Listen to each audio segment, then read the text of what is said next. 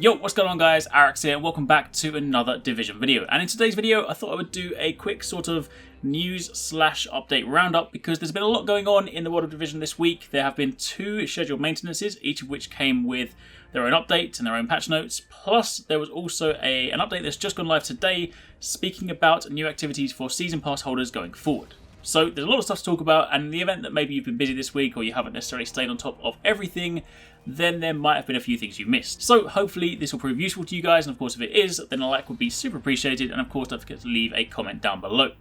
So let's start at the top and speak about the most recent thing, the activity for Season Pass owners going forward. So if you guys remember, if you bought the Season Pass, alongside obviously giving you access to the future DLC updates, the paid ones, it would also give you items on a monthly basis, which is of course the Division tech and the weapon skins, plus it was supposed to have some sort of monthly events for Season Pass holders. And as I'm sure you are no doubt aware, that has been a glaring omission. We haven't had any of those so far, and the guys at Massive actually released a post today to address that very detail. So the post begins by saying that we come to you today with news on a topic that has generated a lot of discussion in the community, the quote-unquote monthly event for Season Pass owners. When we first announced the content of the Season Pass before the release of the game, we wanted to give you visibility on what to expect.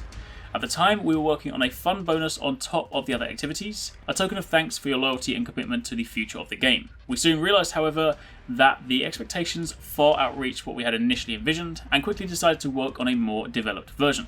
So, with Update 1.3, we implemented the first of the Season Pass events. Twice a month, Season Pass owners will see an exclusive supply chest drop outside of the Dark Zone in the streets of New York. Its location will be indicated on the map, and the chest will be protected by a group of level 32 NPCs. By opening the chest, players will receive 3 items of high-end or gear set quality adapted to their gear score. A new chest will automatically drop and replace the old one on the 1st and 15th of the month, so make sure you claim yours before the next drop. So if we break that down for a second, there will be a supply drop that will drop for players outside the Dark Zone. It'll drop twice a month, the 1st and the 15th. It will include 3 items of either high-end or gear set quality, and those are adapted to your gear score. So much like underground caches, if you open them with your highest gear score quality on, then the item you receive will, generally speaking, be better than what you have. So of course, if you are wearing, say, 225 gear, then you should be getting 229, 268 drops. And of course, if you were wearing, say, 182 gear, then you'll be getting more appropriate drops. So generally speaking, if you're going to be opening these, you want to make sure you have your best gear on possible. Plus, it also means that it'll be a viable source to gear up. So that also means that players that don't spend too much time in the Dark Zone or don't necessarily want to venture into the Dark Zone will now have HPTs, Underground, of course, if you're on PC and Xbox and PlayStation very soon, and they'll also have the PvE supply drops. So while admittedly it's not necessarily a monthly event per se, it's not really a big thing, it's basically log in, kill some NPCs, grab your loot, job done. And with that being said, I do hope it's something they do evolve going forward.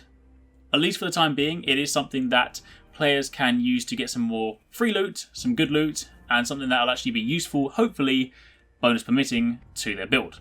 So that's Cool Edition, but they did say that Update 1.4 will bring more variety to these exclusive drops with random locations as well as increased frequency. So see this as sort of like the base edition. This is basically what they're going to throw in right now to give people something to get, something to work for, and something to sort of help them gear up. And then of course once 1.4 drops, there will of course be more stuff and they'll start fleshing this out a little bit further.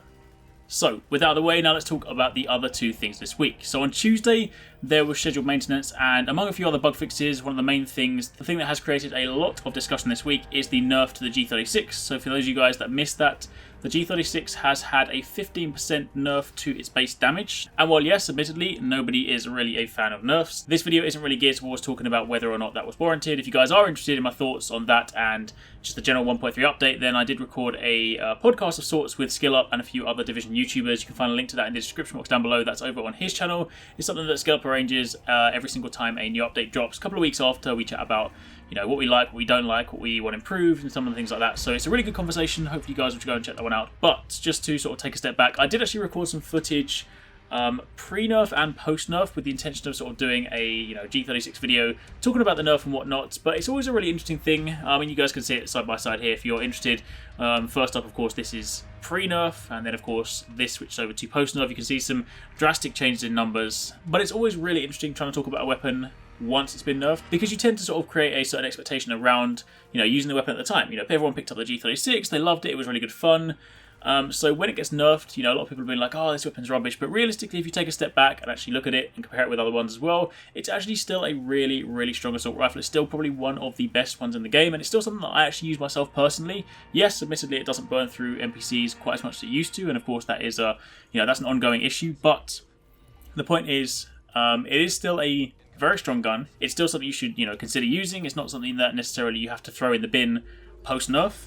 As I say, I do still use it, partly because I actually built a whole build around this weapon, so I'm kind of reticent to let go of it. But the point is, the purpose of this video was, of course, just to kind of give you guys an update on everything that happened this week. So, if you guys missed it, then yes, the G36 has been nerfed, and of course, if you guys are wondering whether or not it's still worth using, then, without diving into too much detail for this video, that is something, of course, I can cover in a subsequent video. But for the time being, long and short of it is, it's still a good gun, it's still worth using, so it is what it is. And the other one on Thursday, this is an interesting one. For those of you guys that don't spend too much time in the dock zone, you might have missed this one. But they modified PvP weapon damage, and they've added a modifier so that players will deal about 20% more weapon damage to each other. Now, note that this does not apply to skills, nor does it apply to NPCs. So unfortunately, this isn't necessarily a means for you to go around and combat those level 35 NPCs in DZO 5 and 6 better. This is purely for PvP, which is an interesting one. Admittedly, it has its pros and its cons. Cons being that if you are a solo player and you're getting picked on, then of course players that are fighting you now have even more damage against you. The pros, on the other hand, however, are that this could well be a good counter to tacticians. Of course, only time will tell whether this really makes a massive difference or not, but the fact that you have plus 20% damage in PvP encounters against other players does of course bring DPS and damage up the charts and make it so that damage is again a kind of defining factor in player versus player encounters, and it's not necessarily always just about who's the tankiest one, who can sort of throw more bullets. Of course, if you are tanky and you do have more toughness, you are still going to benefit from that greater than someone that's rolling around with maybe 200 or 300k toughness. But the point is, that dropped on Thursday, so if you guys have been in the dock zone and maybe you've been like, why am I suddenly dying so much faster to players or something like that, then that will be the reason. So, that is pretty much it. I'll leave links to all the posts in the description box down below. This was just a sort of update to let you guys know what's been going on this week in case you have missed any of it. And of course, the main thing being the Season Pass stuff going forward. So if you are a Season Pass holder, make sure you keep an eye on the map for that one. I don't know whether that means the first one will drop tomorrow because it's the 15th, or whether that's something that's going to drop a little bit later. As and when I do see it drop in game, I will shout out on Twitter, maybe even make a video about it, let you guys know. So I'll try and keep you up to date as much as possible. But seeing as tomorrow is, of course, the vendor reset, I would imagine that might also come with a supply drop. So by the sounds of it, it will stick around on the map for a while, so you don't necessarily have to do it the second it drops, but do keep an eye on the map, because if that does drop, then you're going to want to go and make a beeline for that, grab those gear pieces, and hopefully it'll be something useful. Either way, as always, let me know your thoughts down below, but thank you very much for watching. Take it easy, catch you next time, peace out.